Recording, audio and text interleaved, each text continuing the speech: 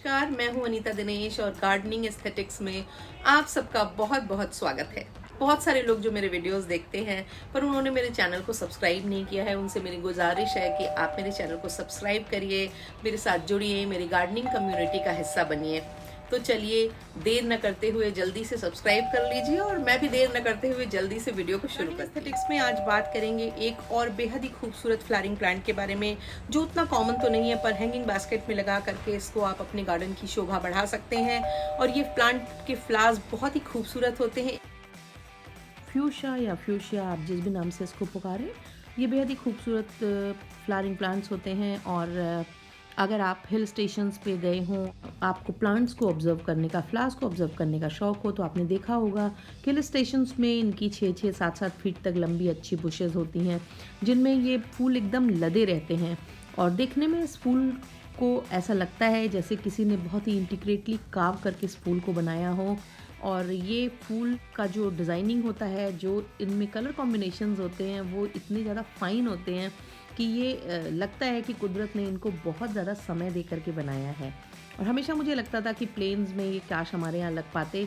इधर 4-5 सालों से ये आपको नर्सरीज़ में, गार्डन सेंटर्स में आराम से मिलने लगे हैं। पहली बार जब मैंने 4 साल पहले इस प्लांट को लिया था तो वो उस सीज़न तो चला विंटर्स में और उसमें अच्छी फ्लावरिंग भी हुई, पर समर्स तक आते आते वो प्लांट ख़राब हो गया था। और पर उसके नेक्स्ट ईयर, उसके अगले साल मैंने फिर इस प्लांट को लिया। अब की बार मैंने इस प्लांट के बारे में स्टडी की, उसका प्रॉपर प्लेसमेंट चेंज किया। इनफैक्ट मैंने इनको वहाँ रख दिया जहाँ पे मैं गर्मियों में अपने रोज़ेस को रखती हूँ इंग्लिश, अपने गुलदाउदी के को सेव करके रखती हूँ अगले साल के लिए, जहाँ पर मैं अपनी बेगोनियास को सेव करके रखती हूँ अगले सीज़न के लिए, कैलेंकोइस को सेव करती हूँ, वहीं पर मैंने इनको सेव किया। और थैंकफुली ये बच गए और नेक्स्ट सीज़न मैंने इनको ग्रो किया, इनकी कटिंग्स भी लगाई, इनको मल्टीप्लाई किया। और अब आप देखिए ये प्लांट इस समय फिर इनमें अच्छी कलियां आ गई हैं और 3-4 फूल भी सारे प्लांट्स में खिल गए हैं और कलियों से तो ये लद गए हैं। और जब ये एक साथ खिलेंगी तो बहुत ही ज़्यादा खूबसूरत लगेंगी। फ्यूशिया को डांसिंग डॉल फ्लावर्स भी कहते हैं, क्योंकि आप गौर करेंगे तो देखेंगे इनकी आकृति ऐसी दिखाई देती है जैसे किसी डॉल ने बहुत ही फ्रिली फ्रॉक पहन रखी हो, उसने डांस की पोज बना रखी हो। इस प्लांट की जो एवरेज हाइट होती है वो 6 से 7 फीट तक होती है, पर कुछ एक वैरायटीज़ ऐसी हैं जो 45 फीट तक ऊंची भी पाई जाती हैं। फ्यूशिया कैरेबियन आइलैंड के नेटिव प्लांट्स हैं और इन प्लांट्स के लिए जो सॉयल का कॉम्बिनेशन है वो आपको हम जो अपने सारे फ्लावरिंग प्लांट्स में सॉयल यूज़ करते हैं, यानी कि वेल ड्रेन्ड पॉटिंग सॉयल, वही आपको इसमें यूज़ करनी है, जिसमें एक पोर्शन आपका गार्डन सॉयल होगा, एक पोर्शन कोर्स सैंड होगा, एक पोर्शन काउडंग मैन्योर होगा, या अगर काउडंग मैन्योर ना मिले तो वर्मी कंपोस्ट होगा। इसके अलावा आप इनमें time to time micronutrients को डाल सकते हैं, जिससे इनमें फ्लावरिंग भी अच्छी होगी, इनकी ग्रोथ भी अच्छी बनी रहेगी। फ्यूशिया के लिए सबसे ज़्यादा इम्पॉर्टेंट जो बात है वो है इनकी सॉयल के पीएच लेवल का ध्यान रखना। इनके प्लांट को सर्वाइव करने के लिए, उसमें अच्छी फ्लावरिंग हो, इसके लिए पीएच लेवल जो सॉयल का है वो 6 to 7 होना चाहिए। और हालांकि ये काफ़ी सारी तरह की सॉइल्स को अच्छे से उसमें अपने आप को अडाप्ट कर लेते हैं, पर फिर भी अगर आपने पीएच लेवल 6 और 7 रखा तो इनमें ब्लूमिंग काफ़ी अच्छी होती है। अब आती है बात सनलाइट की। फ्यूशिया का जो प्लांट होता है वो डायरेक्ट सनलाइट को टॉलरेट नहीं कर सकता है। समर्स में हमारे दिल्ली एनसीआर में या नॉर्थ इंडियन प्लेन में जो तेज़ धूप होती है वो इनके लिए बिल्कुल नहीं होती है। उसमें ये जल जाते हैं, मर जाते हैं, ख़राब हो जाते हैं। उसमें ये जल जाते हैं, मर जाते हैं, ख़राब हो जाते हैं।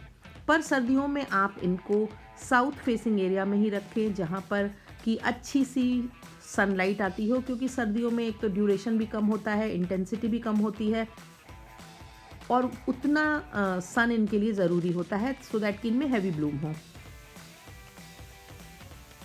पर इनको गर्मियों में आपको किसी पार्शियल शेड के एरिया में रखना होगा और जहाँ इनको गर्म हवा भी ना लगे और बहुत ज़्यादा तेज़ धूप भी ना लगे, क्योंकि सबसे ज़्यादा जो परेशानी है इनके लिए वो है हीट की। अगर हीट वेव चल रही है या बहुत गर्म हवाएं हैं या टेम्परेचर बहुत ज़्यादा है तो ये प्लांट का बचना बहुत मुश्किल होता है। फ्यूशिया प्लांट को रेगुलर वाटरिंग की ज़रूरत है, यानी कि आपको इनको रेगुलर वाटरिंग करनी पड़ेगी क्योंकि जो सॉयल का जो मॉइस्चर का लेवल है वो मेंटेन होना बहुत ज़रूरी है। पर इसका मतलब ये नहीं है कि आप इतनी ज़्यादा पानी डाल दें कि इनमें वाटर लॉगिंग हो जाए और रूट रॉटिंग हो जाए। इसका मतलब ये है कि अगर सर्दियों में धूप के दिन हैं तो इनको डेली पानी की ज़रूरत है, परंतु अगर सर्दियों में पाला पड़ने का मौसम है, कोहरे का मौसम है या सन बहुत अच्छा नहीं शाइन कर रहा है, सूरज अच्छे से नहीं निकल रहा है, उस समय आप इनको अल्टरनेट डे वाटरिंग करें। पर अगर धूप है तो इनको अच्छी वाटरिंग की ज़रूरत होगी। और इसके अलावा जो है वो आपको हमेशा ये ध्यान रखना है, जो मैं हर प्लांट के विषय में करती हूँ, कि नीचे जो कंटेनर्स के होल होते हैं वो प्रॉपर होने चाहिए, उनसे एक्सेस वाटर आराम से निकल जाना चाहिए। और अगर आपने इनको हैंगिंग बास्केट्स में लगाया है, और मुझे तो लगता है कि इनको हैंगिंग बास्केट्स में ही लगाना चाहिए क्योंकि इनका जो बेस्ट लुक है वो हैंगिंग बास्केट्स में आता है, क्योंकि जब इसके फ्लावर नीचे की तरफ लटक कर झूलते हैं तो वो एक डिवाइन लुक देते हैं, एक बहुत ही खूबसूरत लुक देते हैं।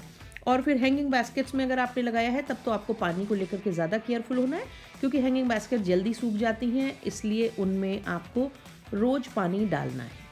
सर्दियों के मौसम में जो हमारे यहाँ रेनफॉल होती है वो भी इन प्लांट्स को काफ़ी पसंद आती है। और आप ऑब्ज़र्व करेंगे अगर आपने लगाया हो तो जैसे ही सर्दियों में बारिश की शुरुआत होगी तैसे ही इस प्लांट में ढेर सारी कलियाँ भर जाएंगी और उसमें बम्पर फ्लावरिंग होने लगती है। इसलिए सर्दियों में जब बारिश हो रही हो तो इनको शेड में ना रखें, इनको बारिश के पानी का आनंद लेने दें। फ्यूशिया प्लांट को आप सेमी शेडी एरियाज़ में लगा सकते हैं। अगर आपके यहाँ 4-5 घंटे की भी लाइट आती है तो इनमें अच्छी ब्लूमिंग होती है, इनमें फूल अच्छे खिलते हैं। पर आपको ये ध्यान रखना है कि आप अंदर इनमें फ्लावरिंग उस तरह से नहीं हो सकती है।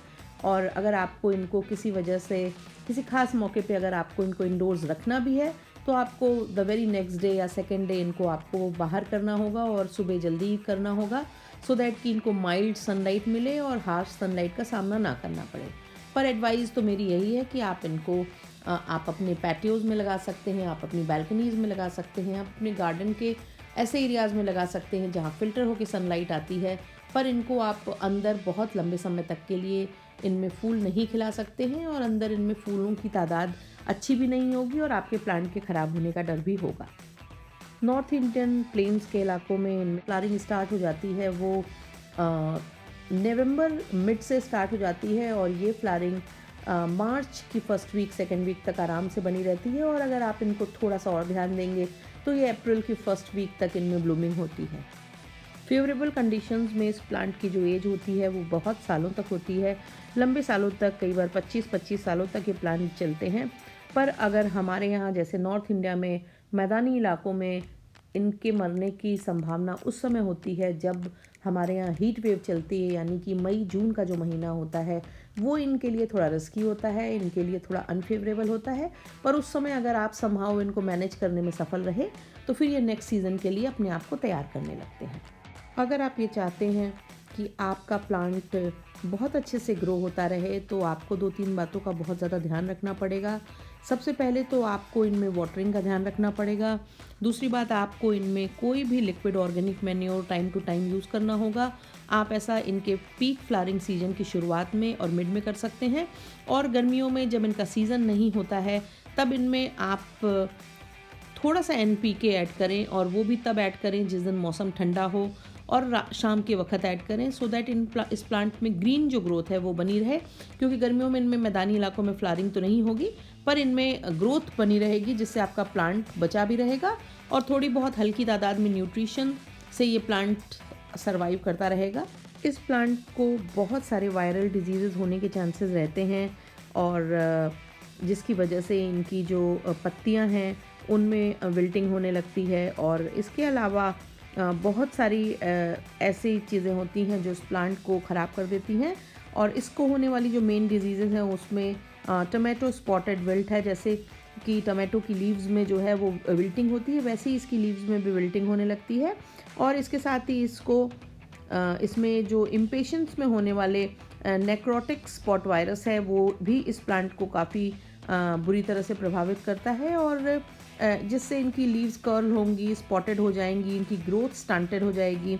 और इसके अलावा इनमें तरह तरह के थ्रिप्स हैं, माइट्स हैं, इनका भी खतरा बना रहता है। और कुछ ऐसे भी आप इनमें माइट्स देखेंगे जो इनकी फ्लावर्स को, इनकी बर्ड्स को खाने लगते हैं। और ऐसे में जो सोल्यूशन है वो ऑर्गेनिक सोल्यूशन यही होगा कि आप माइल्ड सोप सोल्यूशन से आप इस प्लांट को वॉश करें, और रेगुलर जब आप इनमें पानी डालते हैं तो स्प्रेयर से या पाइप से अगर आप पानी डालेंगे तो इसकी लीव्स धुलती रहेंगी और उनमें किसी भी तरह के माइट्स और बग्स ठहर नहीं पाएंगे और आपका प्लांट हेल्दी बना रहेगा। अगर आपके प्लांट की पत्तियां पीली पड़ रही हैं तो फिर आपको उसकी वाटरिंग पर ध्यान देना होगा, क्योंकि ये जो प्रॉब्लम है ये इनएडिक्वेट वाटरिंग से रिलेटेड है, और या तो आपने बहुत ज़्यादा पानी डाल दिया है या आप बहुत कम पानी दे रहे हैं। दोनों ही केसेस में इसकी पत्तियां पीली होकर गिरने लगती हैं। तो ऐसे में आप इस बात को देखें कि आपका जो प्रॉब्लम है वो ओवर वाटरिंग का है या अंडर वाटरिंग का, और फिर उस प्रॉब्लम को अकॉर्डिंगली सॉल्व करें। कई बार इस प्लांट की लीव्स में रस्टिंग का प्रॉब्लम आ जाता है, और रस्टिंग को बचाने के लिए आप को कोई नेचुरल तरीका वर्क नहीं करेगा। आपको किसी न किसी केमिकल फंजीसाइड की हेल्प लेनी पड़ेगी। और कौन से केमिकल फंजीसाइड आप यूज़ कर सकते हैं प्लांट को रस्टिंग से बचाने के लिए, उसका नाम मैंने डिस्क्रिप्शन बॉक्स में नीचे डाला हुआ है। अगर आपके प्लांट में ऐसी प्रॉब्लम आ रही है तो आप डिस्क्रिप्शन बॉक्स में जा कर के उस पर्टिकुलर फंजीसाइड का नाम देख सकते हैं। आप इनका जो प्रोपगेशन है वो स्टेम कटिंग से कर सकते हैं, और स्टेम कटिंग के लिए लगभग आप करीबन 6-7 सेंटीमीटर लॉन्ग एक सेक्शन प्लांट का निकाल लें, और जिसको चाहे तो रूट हार्मोन को यूज़ करके या बिना सीज़न में बिना रूट हार्मोन के भी आप इनको प्लांट कर देंगे तो आपके प्लांट की कटिंग्स ज़्यादातर चांसेस होता है कि ग्रो हो जाती हैं। बस आपको पानी का ध्यान रखना है। कटिंग को में की जो सॉयल है उसमें मॉइस्चर का लेवल मेंटेन होना चाहिए, और उसको आप किसी शेडी एरिया में रखें।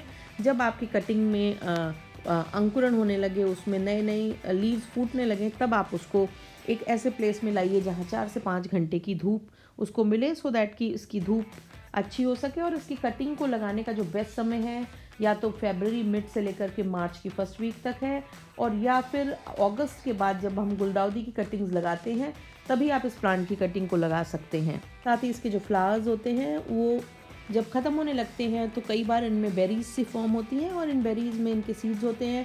जब ये बेरीज़ प्रॉपर पक जाएं तब आप इनके सीड्स को निकाल लें, उनको अच्छे से सुखा लें, और फिर भी आप इनसे नए प्लांट ग्रो कर सकते हैं।